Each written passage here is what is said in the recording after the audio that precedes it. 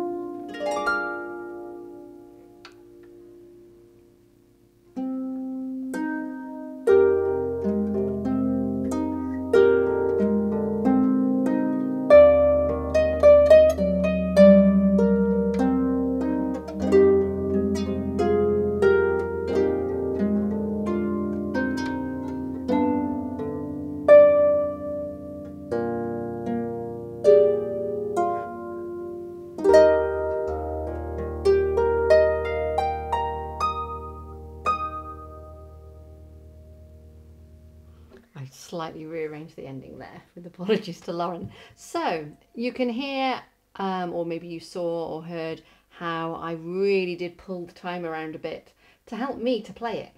And so long as you do that sort of knowingly and with awareness of the phrasing and the phrases and how they can sit and how you can pull something back, and then later on you bring your speed up to normal or even a little bit faster to sort of swap your where you've taken and where you've given.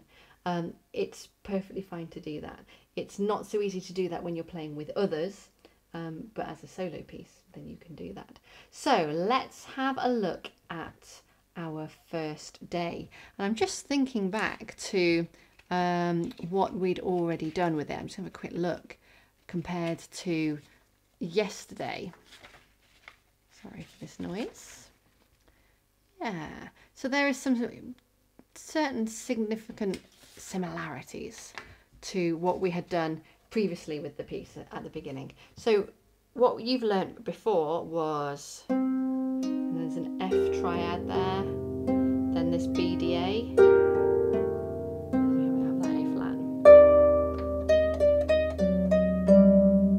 Okay, I hadn't taken a lever back off there that I'd ended up with at the end of the piece.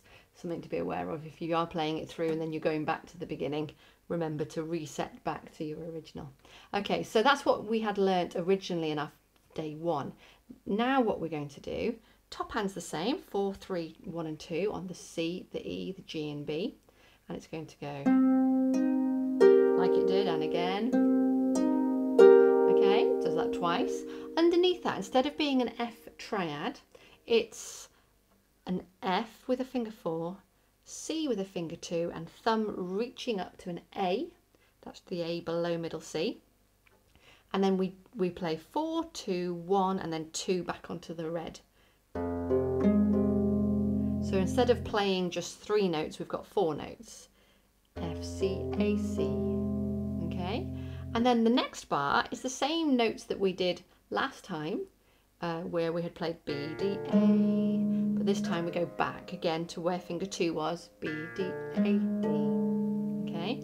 So if we just put that section together with the melody in the top hand, so your right hand's on C, E, G and B, your left hand's doing a big stretch, finger 4 with the F, finger 2 on the red C, thumb reaching to the A. If that's too big a stretch, leave your thumb off for now, but have it maybe reaching ready, and as soon as you play the 4, you can rotate and hop onto the A. So do what feels comfy.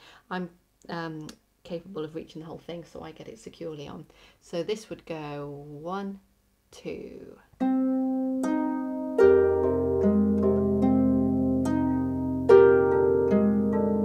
Okay, and the slight trickiness that we had before was that we've got this C that's moving whilst we're placing either side of it for our next chord, and so making sure that particularly the back of your nail doesn't hit against it, otherwise we get that nasty buzz sound. So really watching for that. Just try that one more time.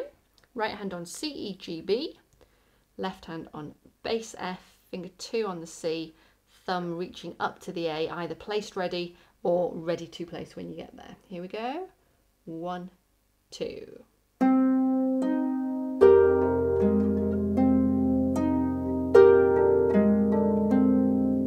And I just added 2 more notes in there, which is another C, E. And like when we learnt it the first time round, we're going to do the C and the E with the 4 and 3, and then be willing to hop. This time, not only are we hopping to the D with our finger 2 and our thumb on the E, we're going to place our 4th on the G, so it's just filling out the melody a bit. And we play the 2 and the 4 together, and we try and make sure that's really landing at the same time. And then we can do our, so that those last quavers and crotchets just there are like you've learnt before. So the only difference is landing a G as well at this point and playing 2 and 4 together. Okay, in the left hand, we have underneath this G and D, we've got a bass E, which we've had before, but this time we're going to place it as an octave, so we're going to put our thumb on there as well, and we play together, then the left plays the thumb, and the right hand carries on, and it's going to move to the F sharp and G like we've done before. So there's only 1 extra note. It might just feel like more to fit in, but it actually really helps as well with the timing of the dotted crotchet in that top right hand. So let me put all of that together so that you can hear it, and if you want to join in, that's great. After a count of 2, ready? 1, 2.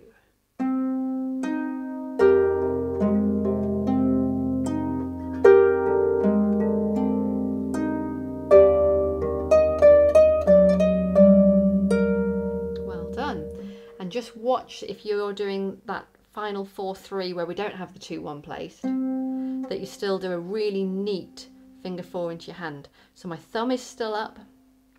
I've still got my wrist slightly in towards the hand, which is my personal preference for how to play. And I'm going to aim for that 4 to still go in a straight line into my hand. So I've still got something that I'm aiming for, which is that palm of the hand. And then I hop. And there again, make sure that you don't fall into the other strings with that finger 4 because it's too straight. Let there be a bend in that finger 4. Let the bulk of your hand be over those fingers, not over the thumb. Okay, we'll do one last time playing through it, and then we'll move on to the play along video for those of you that want to play it at maybe some different speeds. So here we go. After 2, or you can just listen. 1, 2.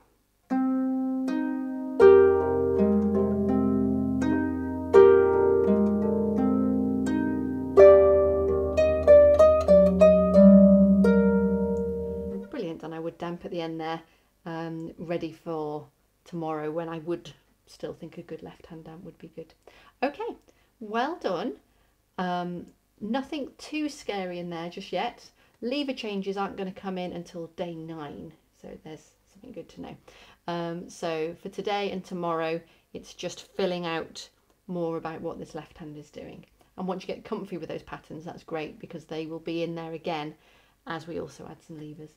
Okay, well done.